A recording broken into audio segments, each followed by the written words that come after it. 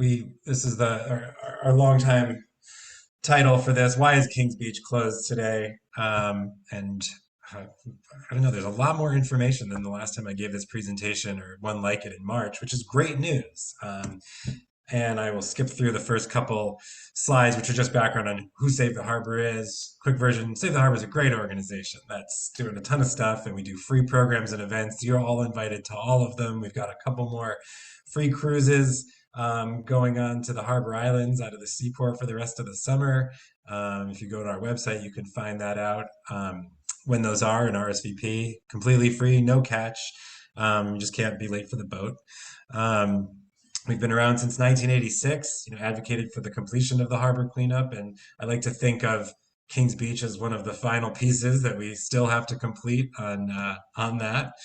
And we lead the Metropolitan Beaches Commission for the Massachusetts Legislature. And some of you in the room right now are commissioners. Bob Tucker's a commissioner, representative from Lynn, and keep trying to strengthen our waterfront neighborhoods and beachfront connections. We've given out a ton of money, again, to some folks in this room as well, to put on free events and programs up and down the beach. The Friends of Lynn and Nahant Beach music series has been outstanding. I know you guys have a movie coming up next week. This Saturday is the Diversity Matters Fest in Red Rock Park, run by the North Shore Juneteenth Association. It's going to be a huge event and a lot of fun. I encourage everyone to come on out. And there you go, some free events and programs. Again, I'm going to skip through that to get to the Kings Beach stuff. But here we are talking about how to improve water quality at Kings Beach. We started what we were thinking of as a resurgence in trying to raise this issue back up to attention. We've pushed it for a number of years. Friends of Lynn and Nahant Beach has been the leader on keeping this issue elevated over 20 or 30 years. And so last year we decided, enough's enough. Let's just start talking about it. So we did a whole a press campaign to put it into the local and regional papers to get people talking about it. And I really think this was a really important part of why we're where we are today. It got it back to the front of people's minds. It got people talking about it. It helped us secure $5 million into the cleanup fund, which is sitting there waiting for us to decide how best to spend it, and got people back in the room together. I love seeing later on in the presentation, we've got some great collaboration going on right now and a lot of momentum. And that's kind of like what I want one of the big takeaways here to be. As a side note, and I have Caroline Adamson here from Save the Harbor, our environmental policy assistant. And if there's questions about this next subject, I know she'll be able to go into a lot more detail. But on top of there being contamination on the beaches, there's an issue with communicating to the public when is the water clean and when is it dirty. Again, I'll get a little bit more into the detail, but the short version is the current system really is not very accurate. The tests themselves are accurate, but the timing of them is not. It takes 24 hours to get a result. So by the time we know the water was dirty, it's the next day. And so as I like to say, if you see a red flag on the beach, don't go swimming yesterday. Although the good news is, and I mean good news a little bit loosely, the last week and a half, all the red flags have been correct on Kings Beach because we've had red flags almost every day for the last 10 days.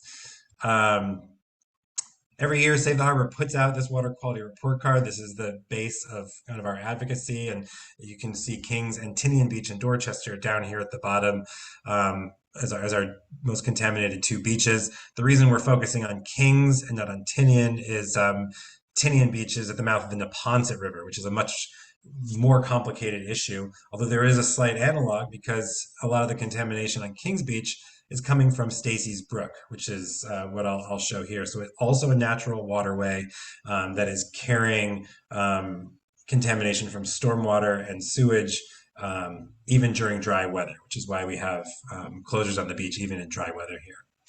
So this is a past presentation by our Beaches Science Advisory Committee that Save the Harbor convened, and it gives a little background and shows some of the data to show us where we all are. So we're all on the same page with the facts. So the sources of contamination, as we were just saying, and some of you probably know, The city of Lynn is discharging stormwater into the Eastern Avenue drain to Stacy's Brook. There's also a CSO, a combined sewer overflow, that discharges into that drain about 4 times a swimming season. So even though a combined sewer overflow is not a great thing, it's not the main cause of beach closures up here. And credit where credit's due, 20 years ago, the city of Lynn did separate their sewer and stormwater systems, which improved the water quality vastly from that point.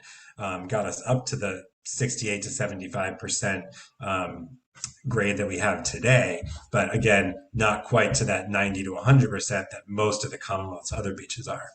And then in Swampscott, it's discharging stormwater into Stacy Brook from neighborhoods upstream and under drains. So you have, and I'll have a picture of that in a moment. Yep, there it is. Some of you may be familiar with this view. If you can see the Swampscott Lynn sign there, up in the upper right corner. That's where Stacy's Brook is. It's right on the border. It's combining at the mouth here to form what I think it was a very attractive looking stream, and what a lot of kids also find to be a very fun looking stream, especially in the height of summer, to splash around in. But that is the one thing we all encourage people never to do, and I'll show you why in a minute. So that's just a side view at low tide, and how it's coming out onto the beach. We got a lot of the next data that you'll see from a 2017 flow monitoring project, just to gauge how much flow is coming out of here in wet and dry weather and what the bacteria levels are. And Swampscott and Lynn both did initiate illicit discharge detection and elimination efforts in this area, IDDE work. If you've been in Swampscott the past 2 or 3 years, you've seen the big black, white, and yellow trucks working on the drains to reline a lot of cracked old infrastructure that will keep groundwater from infiltrating in, and communication between sewer lines and stormwater lines from happening. And the same thing is now going on inland as well. This is a map kind of just showing some of the sources, how the drains flow. It's just I'm not great at interpreting this map, but what it does show is it shows the historic Stacy Brook. This is what we're looking at here is Swampscott to the right and Lynn to the left. So this is the Swampscott side. That yellow line is the historic brook, and you can see how the Swampscott pipes all tie into that brook. And so the same thing on the Eastern Ave side on Lynn. This is the area that Swampscott's been rehabilitating for the past couple of years. And again, I'm not meaning to like go super fast here. I just want to get to kind of the modern day, and we can ask questions as folks have coming back. This one I think people will find fairly useful if you're not aware already. Every day, the DCR collects samples at these 4 spots on Kings Beach. You see the purple is the Stacy's Brook outfall. They collect a sample right there at the mouth of the outfall, and a sample at Eastern Ave, Pierce Road, and Kimball Road. So from the outfall down towards Red Rock Park. The samples are then tested by GNL Labs. Again, that takes 24 hours to do. And if anyone remembers 9th or 12th grade biology, and you took the water samples and dropped them into the Petri dish on the agar, you left them overnight, you came back and you counted the little colonies that grew. That's the test they continue to use. And we gauge it by how many colony forming units, how many little pieces of little colonies of bacteria form in that Petri dish overnight. And if it's over 104 per 100 milliliters of water, that's the ocean saltwater requirement for closing a beach, making it unsafe for swimming. And if it's under 104, then it's safe to be open. If any one of these this year failed that test, then the beach would be closed. It used to be 2 tests had to fail to close the beach, but they made the decision to be more conservative and protective by aggregating the entire beach together and closing the entire thing. Swampscott does its own testing just to the other side of Stacy's Brook outfall once a week because it is a town beach at that point, and that's but the samples are tested by the same lab, and you can kind of, if the Lynn side is closed, it's safe to assume the Swampscott side should be as well. So this is just showing you each of those sites in that same order, left to right, Kimball, Pierce, Eastern, from 2012 to 2016. And you can really see Eastern's the one at the mouth of Stacy's Brook. So it is no surprise that that had a higher number of test failures, over 104 colony forming units. And in general, as you go down towards Kimball Road, it decreases. If anyone knows the old saw, dilution is the solution to pollution. I don't know if it's the solution, but it certainly helps spread that around so it's not as concentrated and dangerous. And the next slide I'm going to show, and I think this is the impressive one, when you add in the Stacy's Brook sample, this is what's coming out of Stacy's Brook. 92%, almost, that water is almost always full. And I was just glancing back through the data a week and a half ago for this year, and there's only been one day this year in Stacy's Brook that it was below 800 or 900, I believe. For the most part, Stacy's Brook, you'll see it in the thousands. The high was somewhere like 8,000 colony forming units, which, just as another reference point, pure raw sewage is 20,000 colony forming units. So there's a lot going on in that pipe. Also to note that wet weather does make a difference. When you get an onslaught of wet weather, it does increase the contamination. You see that blue line is bigger because you're getting not just whatever's coming in through the leaky pipes, but it's also rinsing out whatever's already in the pipe from the rainwater and washing, surface water into the drain as well. I want to make just one differentiation about Kings Beach. We often note, a lot of people notice the algae and the odor is a lot of that odor that we have up here is attributed to the Pilella algae, which is unrelated to the sewage. It's a very just foul smelling algae that the DCR has a line item in their budget to clean it up on a regular basis during the swimming season. But it's an unusual species that only grows here and in the middle of the Pacific Ocean. It's just kind of an unfortunate byproduct of that thing there. So the other considerations we're really looking at, besides the water quality, the algae is something to consider, but also signage, communication, and multilingual translation for this type of information that we're going to get into. So I've kept these two older slides in here. What more can be done from an older presentation? Because I have 6 things. The first 3 here are what we kind of thought were kind of some of the more straightforward things, but as I was reviewing this presentation, I noticed the second 4 are the ones we seem to have almost made more progress on. But I think what folks here and a lot of what has been asked is, how can we improve communication of these water testing results? Do people know what the flags mean? Can we have some interpretive signs that explain what a red flag is? That there's a difference between these red flags that say there's bacteria and a red flag somewhere else that might mean a rip current or no lifeguards. And making sure that this is in multiple languages. We want to improve communication of the outfall danger specifically. And I am glad to say that DCR is, with our help, is some of you have weighed in on this, are creating an interpretive sign for the entrance at Stacy's Brook that explains what the brook is and why we're asking folks to stay out of it. We think that there's a difference. Someone might go, oh, it's a red flag. I'm a strong swimmer. I don't mind if there's a rip current or there's no lifeguard, versus going, oh, that doesn't mean that. That means there's actual contamination.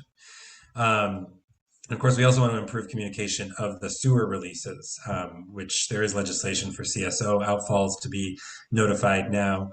And also some interest in seeing some testing year round, because people do use the beach after Labor Day and before Memorial Day when these tests and postings start up. The other things, getting a little more meaty, we want to quicken the required infrastructure fixes. And again, that's what I'm going to go into next. I think there's been a lot of really strong progress on this. There is federal money that has been secured. We need to secure some more. And then, for volunteers, for citizens, for individuals, getting and staying involved, which is what you're all doing here now. And I know that is one of the questions. What can we do as individuals? I mean, the short version is like there is a lot of momentum here. Keeping it on the top of mind of your local electeds. I know Coco's here today. I know Sean Reed from Senator Crichton's office is here. These are folks who are really invested in this, so their ears are open and they're advocates for this. Um, and so a lot of it, for me, it's just my opinion, comes down to continuing to pay attention and spread the word in your networks about what this is. And then, of course, all of us working together. There was a time when there was a little more tension between the communities, but again, I tend to be a little glass half full type of person, and there's a lot more communication, a lot more partnership, and synergy happening now, and people really seem to be on the same page. So I've borrowed some of your slides. I hope you don't mind. Of course, just a few to illustrate a point, some of the points of where we are now and going forward here. A great steering committee made up of the folks at Lynn Water and Sewer, the mayor's office of Lynn, the town manager's office in Swampscott, the DPW in Swampscott, Save the Harbor, and Senator Crichton's office, and the engineers at Kleinfelder who've been working on the Swampscott IDDE work. Have put together this process, and this is where we are now in the process. Establishing the needs and the goals. It's to clean up Kings Beach, to get the contamination off the beach. And they developed preliminary alternatives, which I'll show you in the next slide. We applied screening criteria to that. What are the key things that do we want to weight these each piece? Again, I'll show you that in the next slide. Applying that, and then provide the detailed alternatives analysis, hopefully to then get recommended a plan for actually getting the contamination removed. So these were the six scenarios, the six alternatives that we looked at. And this is after applying some weighted criteria. You can see the criteria below. The top two criteria that got the most importance from our panel was public and stakeholder acceptance of the alternative and effect on open beach days. So those were the top two, but you can see there was six. I mean, there were 10 criteria that we applied, including costs, capital and lifetime costs, timing and schedule. So after doing this, you can look at these top three, are the three that we're at the moment diving deeper on. And I will say the third one, source elimination through infrastructure improvements. That is going to happen no matter what. That is required by the EPA. That is what Swampscott and Lynn are doing now, going up the pipes, looking for cracks, looking for illicit discharges, and then separating and capping those, fixing the cracks to eliminate that.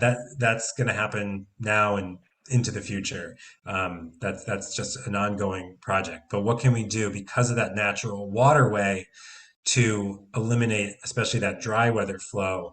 We can't get to 100% just through IDDE in this particular situation. So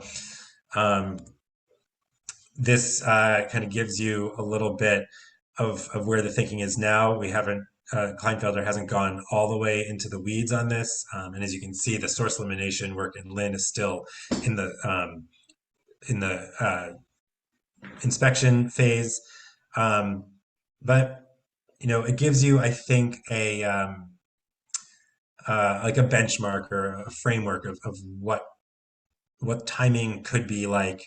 Something like UV disinfection, is one of the more affordable and timely solutions. So that's something that's, something that we're seriously looking at. The idea of extending the outfall has a lot of complications associated with it, but also very high costs and a much longer timeline. And all that really does is get the contamination away from the swimming beach, which of course is one of our big priorities, but doesn't solve actual contaminate, doesn't reduce contamination into the environment, which is why it's not necessarily one of the strongest. I just included this slide just so you can see kind of what it looks like as they're going up the pipes, and what it looks like in there when they're examining this and looking for, it's cameras going up the pipes. and just finding where they are. And they go up each pipe, they test in each manhole, they find out where the numbers spike, and then you go up those pipes looking for where the problem is. All right, I think I did that maybe in record time. Did I get it? Oh, not quite 15 minutes. Sorry, everyone. 20 minutes I did. But you can get more information on our website, the Friends of Lynn and Nahant Beach. You can watch the Water and Sewer Commission meetings on Lynn TV. There's the Swampscott Select Board has some stuff. This last link, mebeaches.healthinspections.us. This website is down as of Monday this week, and we've been reaching out to the Department of Public Health to figure out why this is. This is where you go to get the actual data from the day before, and it shows you all the data daily back, I don't know, a number of years. It's fairly informative. If you like data, you like digging around in that stuff, and to know what, again, it's not today's data because it takes 24 hours to get, but it does show you the framework for what we're looking at. But I just like to end on this slide. We love our beaches. 2 photo contest winners from Friends of Lynn and Nahant Beaches contest last year. Yeah, I hope you guys are going to do that again because it always gets a lot of great stuff. I'm going to stop sharing my screen. I see a bunch of notes in the chat that I haven't had a chance to look at. But I will try to go through those and then get to the questions from the emails. And then, if people want to raise your hand, I can go through that when I'll go in order of hand raised. But and then I know we have a lot of other experts on the call here too. So any of you obviously feel free to jump in and correct me if I've misled folks at any point along here, or if I answer a question wrong, if you have something to add. So Michael, thanks for answering. Oh, you're muted still. I don't know if you're talking to us, but thanks, Chris. No, this is extremely helpful and informative, and kind of gives us a up to date. Some of us we've known that there's been some conversations going on, and so it's nice to have some of the background for it, and to know that you're moving through. I know there was, and I'm sure you'll get into this. The group will, in terms of UV. Limitations around, trying to treat that kind of water. I know I've had some conversations about just the challenges of trying to do that. Because that seems like there would be the easiest way to go would be to UV treat the water before it's discharged. The only other thing one of the only other comments I have was, and this has to do with in the beginning of the talk, most beaches, the flags don't work. And that's why there's a two fail test before most have to be posted. Kings is one of the ones that it does work more often than many other beaches. It's not 100% accurate for sure, but this is one of those unique situations, quite frankly, where it oftentimes when the red flag is up, it's the water is bad. Again, not 100%. But it's not like Malibu or some of these other places where there really is a random one-off elevated hit, and this isn't it. One thing, and I don't know if I have the ability to share my screen or not, but I wanted to show, when I was out west, I was on the yeah, you can share, Michael. Awesome. So I was on the coast of California, and I noticed that they had this on one of their beaches in Santa Cruz, and it's a QR code that you can open up on your phone, and it goes to it looks like a privately managed website, and it gives you a ton of information about the beach, including the current water quality, any other piece of information you might want to know about accessibility and things like that. And I'd never seen something like this before, and I just thought it was kind of an interesting idea in terms of how to convey or improve our way of getting out information to people. And I just thought I would share it just because, I don't know, like I said, I'd never seen anything like it before. Mike, I love that I love that I have a response to that. Actually, we've Save the Harbor's purchased kingsbeachma.com which is don't go there right now because it's under construction. But we are putting that's the idea, is to have a website dedicated to Kings Beach, and that QR code will appear on the DCR's new sign. Although that's a nice one because that's a really big sandwich sign would be great for next year's beach season to just put out on the walkway. I mean, why the heck not? And that'll have information like what a little more organized than what was just in the presentation here. The most recent, maybe a more readable or easy to navigate transfer of the Department of Public Health's data, again from the most recent test.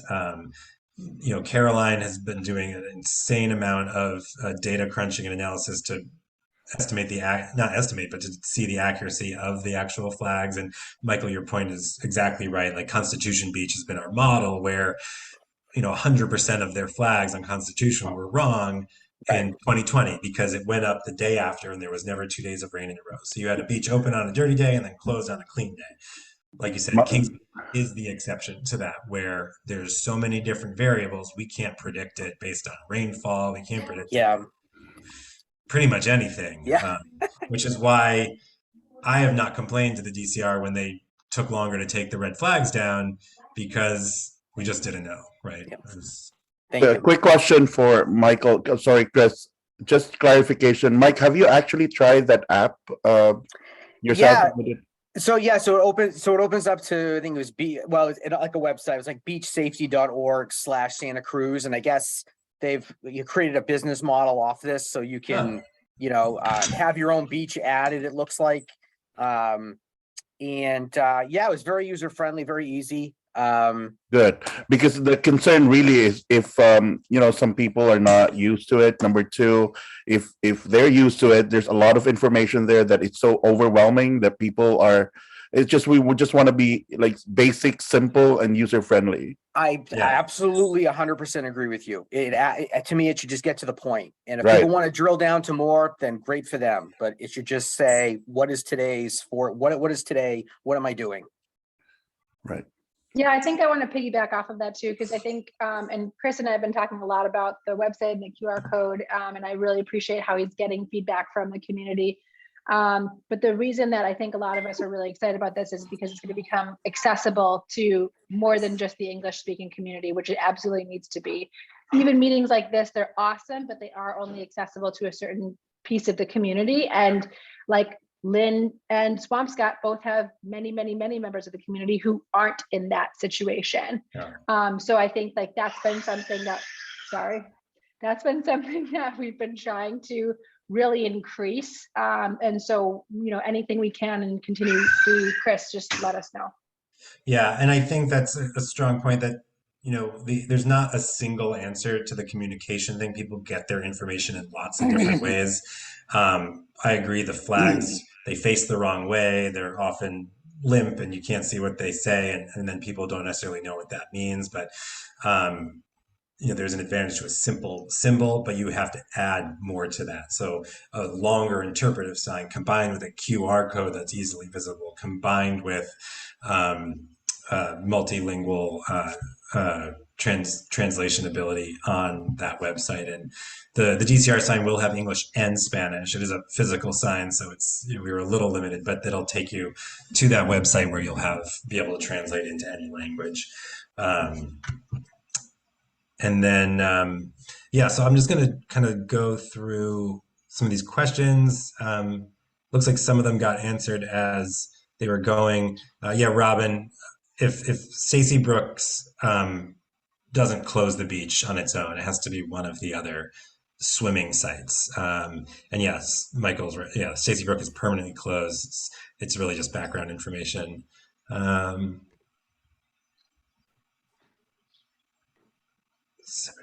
I think what's also interesting this year is it's been such a dry year. You would have thought, frankly, the water quality would have been better. I had one hypothesis. I'm curious what you think, because this sort of kicked up in the last, we had these consistent days of it's been like 10 or 12 days because leading up to that big rainstorm, I wondered if the flow Put your being hand up. down in Stacy's Brook Put my almost hand made up. it a more What happened? concentrated Cool. stream. If there was Mm. just more, less actual liquid, but the same amount of Yeah, I mean, contamination. and then you wonder about going back and, we only, as you know, the single stream is being tested, not the individual pipes. So is there something going on one side more than versus, I don't know, has anything changed with all the work Swampscott's doing? I don't know. It's odd. I really would have it. I would have thought this would have been actually quite a good year for us. Yeah, In terms I of would it have being thought too. open, this is really unusual. I think we'll find that that's a good point. Yeah. Most of the other beaches, when we do the data analysis, will probably be better. We'll have like really good grades on a lot of the other beaches. Chris, it's Liz. That kind of leads into one of my questions about public information, because there's a lot of testing that each of the towns, I believe, is doing. I know Swampscott is required to by the consent decree, but it's not public anywhere. They are supposed to be testing the Swampscott side of Stacy's Brook pretty regularly, but you can't access that information. So how do we know what's really going on?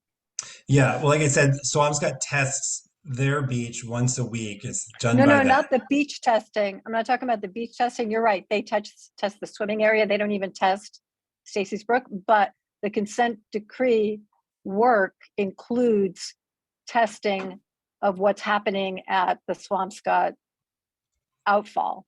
And that information is public because it's work that's being done by the town, but it's not publicly available anywhere. At least not that I know of right now. It's certainly not on the website. So if we knew more about what was happening in the individual outflows, especially in such a strange year where you would expect that the beach water quality would be better, it's worse. So even in Swampscott, it was good for a while, and it's been closed since last week because we had 2 days of fail. So I think having more information, I like to crunch data too, more data to crunch might be helpful.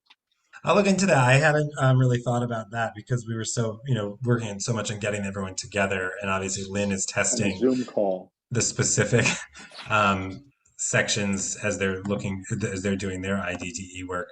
But I'll certainly ask about that. I personally I'm certainly interested. I'm less like concerned about necessarily what's happening on one outfall versus the other as that work is in progress. And we did test that. We did do that 5 years ago in that 2017 study, and one was slightly better than the other, but they were both like 90% fail. It was like Right. 2 or 3%. But they should be better now, right? There's been 5 years of work. There has been, yeah. In theory, it's just phase one, and there's so many different pieces of this that I don't want to. I want to manage everyone's expectations at the same time. I mean, there is hope and there is progress, but it's such a big project, and it's such a meticulous process where you have to go and you have to this is hundreds of years old, 100-year-old infrastructure. These pipes, they're underground. You got to get down into them, and it's dark in there. They're sending cameras up, and sometimes you see something and you're not quite sure which one it is. You could miss it too. And so you're right. I mean, I've been very curious about that. Like, how does each phase of Swampscott's work that's underway affect?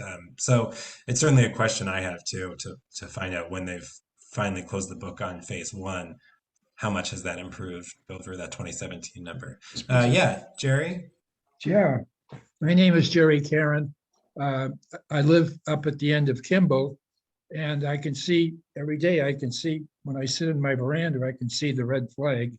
It's been steady for like at least 2 weeks in the driest of dry weather. I've been around here. I'm 87 years old.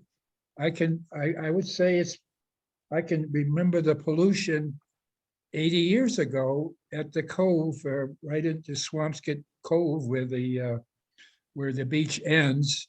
Even back then, you could dig clams, and even then, 80 years ago, you wouldn't want to eat the clams there because there was pollution, and they used the clams for fishing bait. it just seems to me we just don't have the will to do anything about it. And I think that the technology and the money is available, and I don't see I don't see why we just can't get started eliminating various sources of pollution in the Stacy Brook and the outfall. I think the thought just occurred to me that maybe we ought to name Stacy Brook Stacy Sewer, and maybe we get some action. Sewer Brook. Thank you. Let's brainstorm names. I love it.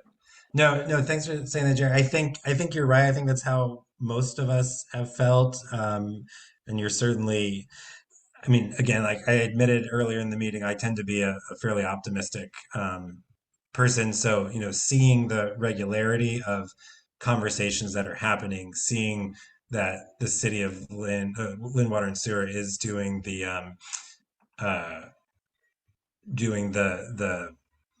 IDDE work now, there is progress being made. I get, maybe that's happened before and it's like it keeps just not getting completed. But I think it feels a little different to me. I don't know if Bob or Michael or Becky, you would agree or disagree on this, that there's a kind of renewed and sustained momentum here, especially given how many of our civic leaders are really invested and involved in it at this point and getting people into the room. And even just seeing, again, that slide of, hey, we've got 6 alternatives, we've drilled down on them, we've got budgets and timelines on them.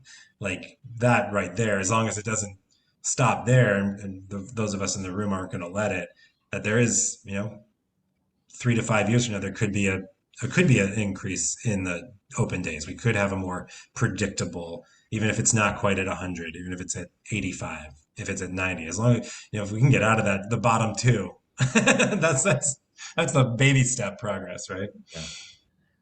Yeah. Chris, I want to, you are correct. There is attention finally at the Water Sewer Commission finally doing what they should have done 15, 20 plus years ago. And that's contributing in part to, I think that, I don't want to go toot the Friends Lynn Nahant Beach Horn or say Kings Beach Group, but it's these, we've been in the trenches a long time and we're just getting silence from the Water Sewer Commission. But a change of leadership in the city of Lynn, I think, has added tremendously. And Senator Creighton, and I know when Representative Laurie Ehrlich was here before she took a job elsewhere, they were aggressively pushing for this also. And then, of course, Save the Harbor, Save the Bay, you guys came into the mix. And then we have a new administration in City Hall, I think, which has made a difference. And especially with 2 better appointments by the mayor to the Water Sewer Commission board, I think is going to make a difference also. So I guess we can't, look back and say what should have been sooner, but it's where we are now. And that's what counts the most. And I think we just have to, keep forward on that. I do want to ask one question on the steering committee. And I did suggest this to the mayor also, if there could be more information out to the public about, sometime about what is going on. I don't mean every meeting, but updates from the steering committee, because to let the citizens of both Lynn and Swampscott know that the decision makers are holding meetings and are getting input. And I think that would be, very helpful. Yeah, I think you're absolutely right. I know that we did work with the mayor's office on a press release that put the first meetings, info out. We have had that second meeting last week, which again is what inspired me to, I wouldn't say go rogue, but kind of independently offer to do this meeting, because it's like, okay, well, it's out there. Let's just do it. But yeah, I think letting people know that there is so people can have confidence in what's happening here. I'm gonna just try to answer some of the questions that have been popping up. Andrea, is it Andrea on the Amanda, sorry, consideration of a barrier or fencing near the outfall. The challenge is just the tide. That beach is so long, the tide comes all the way up. There are signs on the wall, but we haven't figured out a way to rope off because it's completely underwater. So yeah, that's why they put the signs up. We're going to put a sign at the top. We've talked about things like murals on the seawall that would like just catch your eye and say like, don't swim or get out of this area. Um, um, and in terms of project management, it's a good question, but there's not a mediator. I don't think we need one at this point.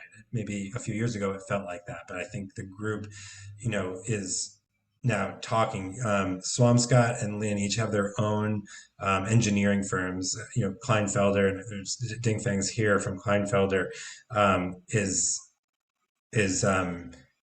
doing the work on the sewer lining in Swampscott, and they're the ones that have put together the alternatives analysis that I shared with you. And then Environmental Partners is doing the IDDE work in Lynn.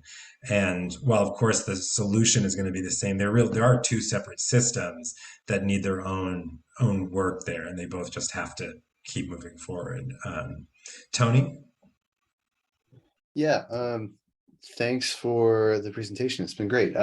Just a quick question for you. If you knew the testing frequency for Nahant Beach, because I know that's obviously like a revenue generating source, and I don't remember seeing the frequency of testing quite at the same level as Kings Beach, and I wasn't sure if there was any efforts to try and make that happen more, because I think as soon as we start to go after the money there, and that impacts wallets or profit, then maybe that helps us. No, great question. So Nahant Beach is actually overall a very clean beach. I'm just going to bring up my, you can see here Nahant, while 2021 was a very wet start of the year. This is why we look at the 6-year average. Nahant's rating at 94 over 6 years, and has gotten 96, 100%. And there, again, someone correct me if I'm wrong, I'm pretty sure Nahant is tested weekly at this point, because once a beach kicks up into this, once we know it's a clean enough beach, we're not going out there and testing every single day. We can test after a major rainstorm, and you can test, if you get a negative test, you do test again this next day to make sure it's gone back to safe levels. Nahant's much more straightforward. It's not being affected by the brook. It's far enough away that the currents are diluting it enough at that point. But it is, it's still near an urban area. It can be affected by the rainfall there. Yeah, I'm just curious if there's anything that's, what the trends are showing this year so far as well. I was really hoping to be able to answer a question like that, but because the DPH website is down. And I know Caroline was trying to look into that as well. That we just don't, I hadn't been looking at Nahant that much. I've been spotting at Kings, but I'd be very curious, especially after that rainstorm last week. I know Nahant did get closed because of that one. Yeah, to jump in with what I do know, because again, I haven't been able to look at the website, but I get the emails every day from GNL Labs with their postings and which beaches are to be closed, and I'm not paying attention to Nahant specifically right now, but I've seen Nahant Beach come through. Like for example, today, Nahant Beach was closed. It was closed today. Mm-hmm. Huh. Okay.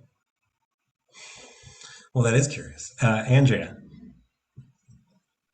While we're on the subject, I saw Robin asked, what about Fisherman's Beach? I think that's also a very relevant question. I think some of us saw the picture that Bobby Z took with his drone, which was very telling after that really big storm event.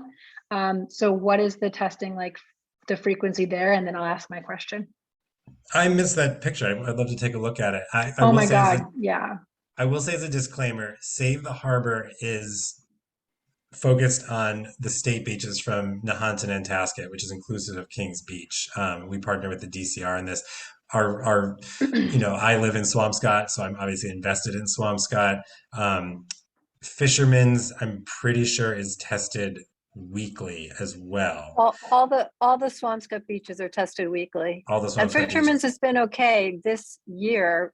Iceman's and Preston failed one day last week, but then they passed the second day, so they didn't have to close per the state regulations. But Mhm. Kings on the Swampscott side failed 2 days in a row, so Wednesday and Thursday. So they've been closed since last week. Okay, cool. Chris, I'm gonna tag you on this photo that that Bobby took so you can see it. It's pretty It's like a gross. flume. It's like a flume coming out of that pipe Yeah. or something. I think it passed Fisherman's and went to Iceman's Oh yeah. personally. Yeah, I mean, it was gross. I had to like basically tell Marlon, my son, not to go in the water at Fisherman's that day because I was Yeah. like, nope, nope, nope. So what I was going to ask is, could we go back to the mediation slides, like all of the sort of 6 or 7 options? Because I'd love to be able to talk a little bit more about those.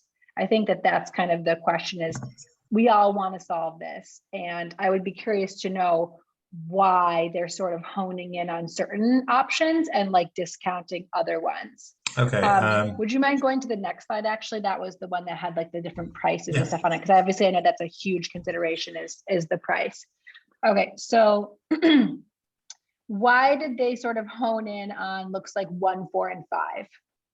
I'm going to pull up a different slideshow that might explain that. Well, anyway, we weighted the different priorities, so that's why this slide. So, and I have another slide that it's not in my presentation that I can sort of share, but sort of trying to give it a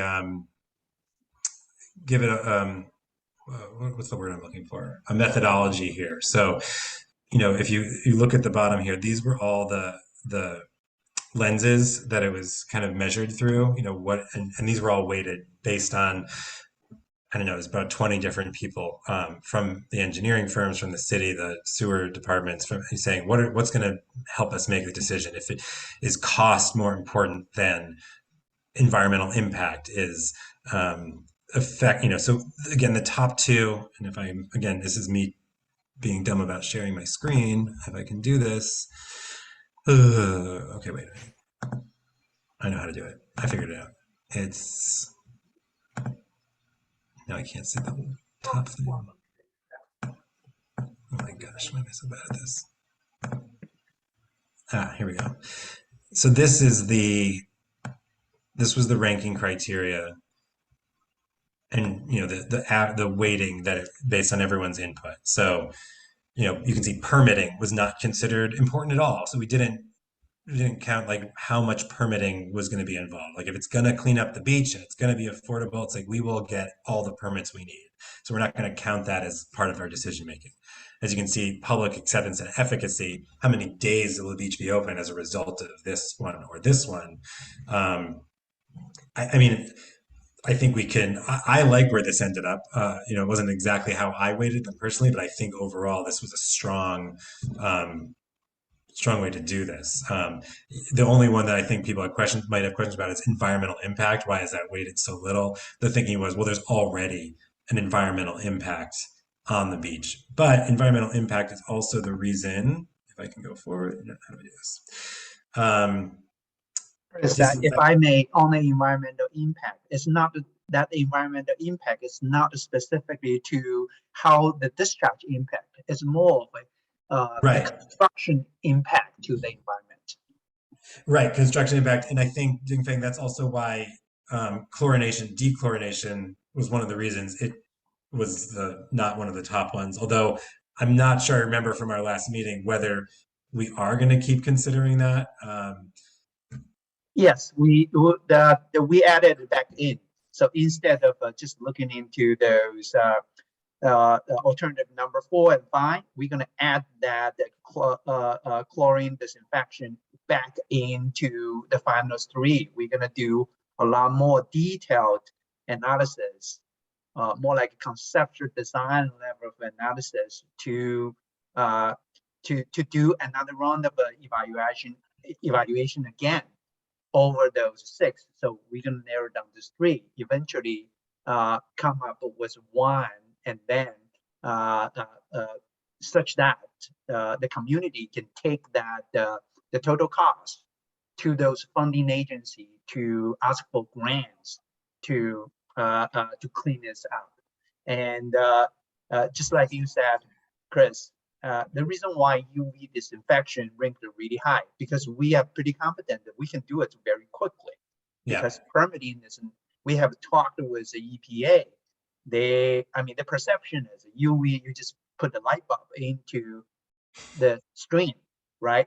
And the UV disinfection, Michael, you might be aware of that too. The UV disinfection nowadays are very different from 10 years ago, 20 years ago.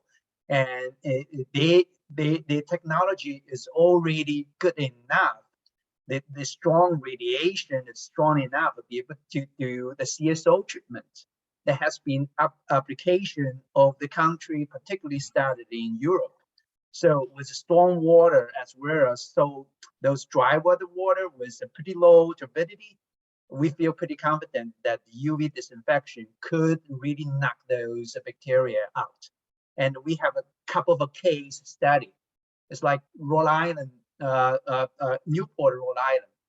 They had a UV disinfection installed to treat their storm water, and their beach pretty much 95+%. And Chris, I'm not sure if you remember, Sean had requested to do a site visit to take to go to Newport, Rhode Island to take a look at that UV facility. Oh yeah. Yeah, and we are in the middle of organizing that trip for stakeholders to visit the site, as well as talking to the operator and Newport, the Department of Utility, to ask more question on the effectiveness, as well as how the challenge of that operating such a facility. Yeah, that's great. Caroline, field trip to Newport, right? Yeah. So that's interesting. So when I had a kind of an off the record conversation with EPA, they brought up Newport as an example of where it was tried and failed. So I'll be kind of curious to see what they say on the ground. And I'd also be curious to know the difference between, CSO flow, and if you're talking tidally influenced flow coming from the ocean. Because, you're not just going to have fresh water coming out of, the ponds and all that stuff. I don't know. That would be great. I mean, it's a lot easier than chlorine for sure. So Michael, the idea of the UV disinfection will be predicated. We're gonna install a tide gate to prevent that salt water back into the stream. We will siphon out the fresh water out of the conduit, and then going through the UV channel with enough radiation to kill the bacteria, and then discharge downstream of the tide gate. So Chris, let me ask a question. Can we go back to slide number 6? Why was number 2 eliminated? Because I'm looking at that and the capital cost is pretty much on the lower end of things, and it takes the least amount of time, and it feels like we're directing the water away from the beach. So why was that eliminated? That was an exciting one, and Ding Feng, maybe you could, if I get anything wrong here, but it was both the lifetime cost, and it would be cost to some of that would go back onto Lynn ratepayers, because you're now putting an increased flow volume during dry weather days of the brook itself into the sewage treatment plant, and that's a huge additional flow. So because to process all of that water, right, to process all of that, and Okay. 2.3 years is the fastest, but it's a half a year, a little more than half a year difference than the UV disinfection. Plus, that's a lot cheaper immediately and in the long term. So it was just, we're not going to do all of these. We're only going to do 2, I should say, because we were doing source elimination. But if we're going to get to 90% through UV disinfection and not then have to charge all of Lynn's ratepayers for, you know, the volume of flow, then that's an advantage there. Yeah, I mean, I definitely understand why that would be, you know, in terms of like the sort of public acceptance bullet point, why that would be a little bit less attractive to the folks of Lynn. However, I think that to me would be the more responsible thing to do as a town than extend the outfall and make the wildlife and, you know, like the environment pay for human error. Right. Well, I mean, you can see the extend the outfall is the most expensive, except for relocate the outfall, which was the same as extend the outfall, except not as useful and way more complicated. So that was a no-brainer, I think, when you guys got that one to come off there. But yeah, I mean, there's a lot of permitting complications around extending the outfall. It turns a non-point source pollution into point source pollution. There's EPA permitting that may not be possible, although they've said like nothing's a non-starter on this list. I mean, the other thought with that is, well, it's already going into the harbor, so there would obviously be a construction impact, and we'd have to concern ourselves with not damaging, you know, eelgrass beds and things like that. But if it was doable, that what it does at least is, you know, combined with the source elimination, that you're getting it away from people. And you can see you get a little bit, you know, 4% back on that, but Yeah. you know. Okay. Yeah. Thank you. I appreciate that. 'Cause I think that that's kind of what I'm most afraid of personally as a citizen is having us finally have the momentum and the funds and then putting it towards something that just extends the life of the problem versus actually fixing the problem. So Right, and that's why that source elimination is, you know, always happening on top of this, right? If we could do it all through source elimination, that would be the way to do it. right. 'Cause Yeah. then it's just we're going through all this trouble because of the natural waterway. We know it can't solve the problem on its own. Right. Yeah. Okay. Thank you for that clarification. Yeah, absolutely. I'm going to go to Becky just because she hasn't asked a question yet, Tony, and then I'll come to you. Sounds good. Thanks. Hi, Chris. Thank you. And sorry, Tony, I wasn't trying to jump ahead of you. You didn't know I was wanted going to do that. It's not your fault. I wanted to just highlight something that was mentioned in the chat, and I apologize. I've had kids and dog stuff going on, so if you've mentioned this already and I didn't hear it, but just about the funding and the grant money that came from ARPA, and if there is any additional grant or federal or state type funding that's not coming from ratepayers and taxpayers burden. At least directly, like not through the Lynn Water and Sewer, not through the Swampscott municipal town fees. Yeah, there is money out there, and I was told in an off-the-record conversation, Massachusetts has no shovel-ready projects for this money. So if we can do this and we can get a project shovel-ready, there's just money for the. I believe there's money, and some other folks believe there's money for the having. That $5 million that we got, that Senator Crichton's office got through the ARPA funds, is the start of that. Obviously, you look at something like UV disinfection, it gets you halfway to the capital, almost halfway to the capital cost right there. But yeah, if we have a shovel-ready project, there is money from the federal level that's for Massachusetts, that's sitting there waiting to be used. All right, Tony. All right, thanks.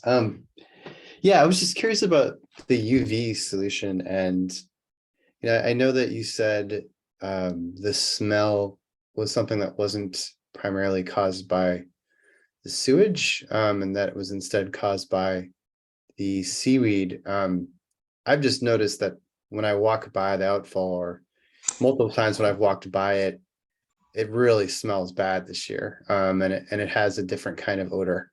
Let me clarify. There is a smell from the sewer. Okay, all right, It's good. just when you're walking by the Nahant and coming up, there's an additional, I find, more overwhelming and more omnipresent smell that's from the algae. That is not to say there is not a smell from the sewage.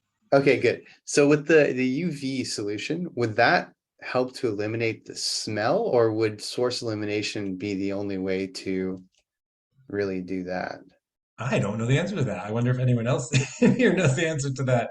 I do know we still would have a smell from the algae though. So UV would partially help that. It really depends on the strength of the radiation and the chemical compounds in the water that cause that odor. But I assume by kill the bacteria and then reduce the chance of a biological activity in the conduit, that will help a little bit. And some of the UV processes, you could also cover that the UV, add some like a hydrogen peroxide into it. Those are much stronger oxides. They can kill some of those odor causing compounds, such like ammonia.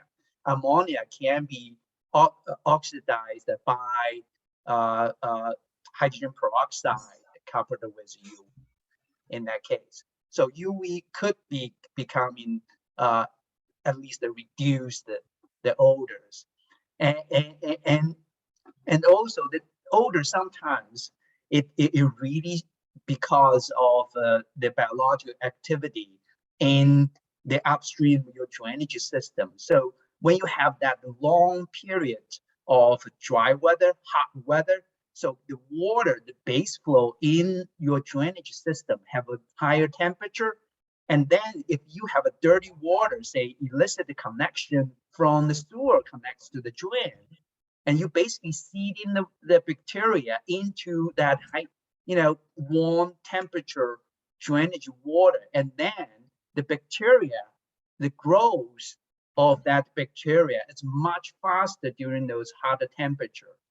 That's the reason why, even though you feel you have a long period of drought, a hot temperature, dry weather, but still, even a little bit of rain, you kind of flush out all those incubated bacteria into the beach.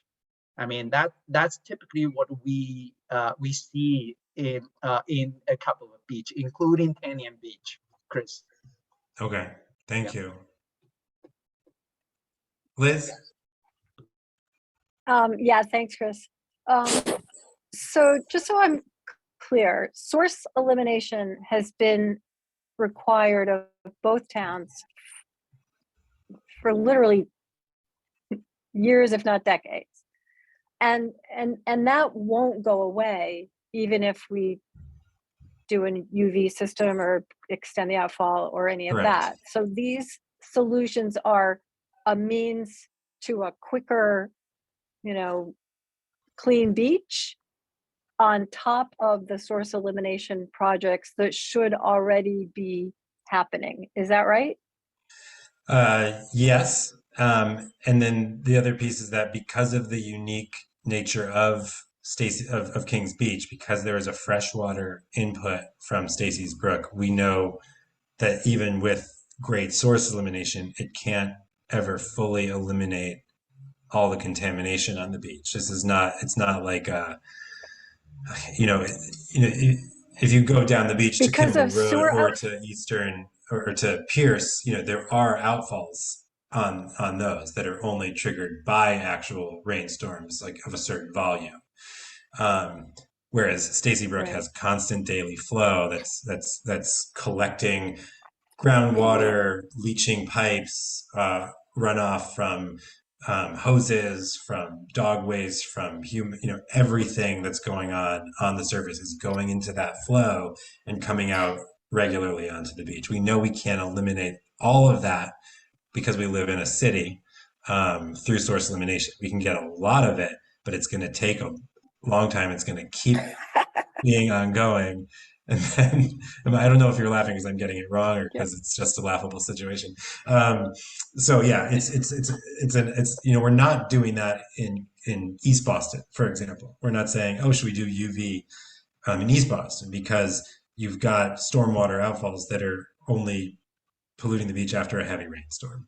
and that's like the acceptable loss for living in an urban environment. And when we did our surveys 10 years ago, maybe we should do them again, but we asked people in every town from Nahant to Nantasket, how many days a week is it okay to have your beach closed? And the resounding answer was no more than 1 day a week, right? So you've got to be at least 80%, at least, right? That was the bare minimum. So we've kind of used that as like, hey, if you're under 80%, like you don't get a pass, right? But Yeah. Sorry, So, Chris. go ahead, Mike. No, sorry, Chris. I wasn't laughing at you. Someone commented, "How did the Southie beaches get so clean?" And I said, because you guys forced MWRA to build a $600 million holding tank to hold the water. So that helps. It was a holding tank, and then we moved the pipes off the beaches. But that was, and Lynn and Swampscott got left out of that because they're not in the MWRA system. So you had, That's just funny. No, but that shows you, right? Investment in infrastructure, can pay off, and the Boston beaches are amazing. I mean, considering where they're located. The only other thing I wanted to add, and I know Robin has her hand up as well, that there's still a CSO location at Stacy's Brook. Yep. So even if we clean up the illicit connections and all that kind of thing, certain times when there's a heavy flow of water, you're still going to get a release of raw sewerage onto the beach. That's how it is currently constructed. So we can do all this other stuff. And the other thing I wanted to add is, in terms of looking at things, we would also at some point want to look at the water that's coming out of Sluice Pond or Flax Pond, or the other ponds that are leading into Stacy's Brook. Actually, I think it's Nell's Pond or Brown's. Anyways, in terms of water quality, you start actually looking up further to see where those inputs are. Yeah, So, no, that's actually a good question. Are they doing that? Who's doing what? Is that part of Lynn Water and Sewer's like purview to do water quality testing in the ponds? They've done, I know historically, there's so many problems, but because the start of Stacy's Brook is the outlet, I believe, of Floating Pond Bridge, which has another name, which I can't remember. And I know they've taken some samples there, but I don't know whose purview that is under. I think I asked that question at one of the most recent meetings, and they said they did test it and they didn't get a number that would have led to it. I think I could be wrong. Yeah, I feel like I remember asking that question. I had that exact question. Robin or Liz, I don't know if your hand is still up or okay. No. Yeah, just to kind of piggyback onto Liz's question, because I think a few of us have probably been down on the beach after it does rain and they see all the litter and everything that comes out of the storm drains. And I certainly don't think that is going to put a dent in the overall water quality. But I know if you walk around Swampscott, there's a lot of stencils on the ground that says, hey, this drains to the ocean, just as a bit of a reminder to people that anything you're throwing in there, whether it's bags of dog poop, or the other things that I've seen on the beach, it might just be something that we could consider. And I don't know who would fund that or how it would get done, is to put some stencils on some of those stormwater drains, reminding people don't throw your trash in there. Please. And I know trash is a bigger problem, but maybe the commission could partner with Girls Inc. or someone else to work on something like that, or That's Beyond Walls or any of these other arts organizations that we have. Yep. Good point. I'll go out there myself. I'll be honest. In terms of what can we do? That should be a better beaches project for next year. Because there's also Robin, you're bringing up just litter, because there's also the MS4 permit. I mean, there's a permit for the amount of litter and trash on the streets that's leading into the stormwater system that Lynn Water and Sewer Commission, I believe, also has. So there's so many different parts to this. That's a great comment, because there really are. You touch one thing and it touches 15 other things. This is draining a large amount of the city, and it's no different if you went to Lynn Harbor, which is draining other parts of the city, or if you went to Saugus River, which is draining other parts of the city. You see the same stuff: tons of trash, sewerage, you know, this is one piece of it. So Yeah, it's pretty gross. gotta go somewhere. Liz? Yeah, I thought of another one. Can you talk a little bit about timing? I know you had said somewhere, I think it was on a Facebook comment, looking maybe at the end of September for some sort of proposal or something. Can you Yeah, elaborate, that's the please? next step of these of the engineering steering committee's work. There's an end of September meeting where, you know, this was like a mid-summer kind of update from Kleinfelder, which obviously was fantastic. And then they're drilling down onto these top 3 or 4 to get more specific numbers and methods and operationalize it. Give us a little more detail on that. And like to Andrea, to your question, you know, why do this one over this one? I think your point's really well taken. You know, if it seems like UV disinfection or chemical disinfection is not going to be a sufficient one, then, you know, it would be an option to look again at pumping the dry weather flow. You know, what are the specific costs associated to the taxpayer or to the ratepayer on an annual basis for that? And again, we talk about Lynn and Swampscott working together. That's something that would, you know, the way it's broken down, that would fall on Lynn's pocketbooks in that case. Actually, I'm not 100% sure. I think it would, because the brook itself is in Lynn, even though Swampscott uses Lynn Water and Sewers facility as their sewage treatment as well. Sorry, I wanted to interject really quickly right there. But doesn't Lynn Water and Sewer process all of the water for both Lynn and Swampscott? Yeah, that's what I just said. Yeah. So hypothetically, couldn't we take both brooks, right? Because there's 2 outflows, one from Lynn and one from Swampscott. Couldn't we take both and then redirect both and then have the cost be shared by both towns? Yeah, that's above my current knowledge base or pay grade. But I mean, everyone's sitting in the room together, and it is a possibility. But again, we're going to drill down on UV disinfection, chemical disinfection, and, you know, we're not making a decision. We're not going to go out there tomorrow and extend the outfall, but, you know, looking into, is it even possible? You know, again, as one of the possibilities. But it could come back that, like, there's too much eelgrass and it's unpermittable, and so it's not actually going to be one of our options, and it's 4 times as expensive. You know, like we're gonna Right. drop that. This is just the next phase of that. Yeah, I think just one other thing, and I mean, maybe other people feel differently about that in this group and in the community, but like, to me, changing bacteria for chemicals does not make me want to swim or put my child's feet in that sand any more than the current problem. Like, I just want clean freaking water, you know?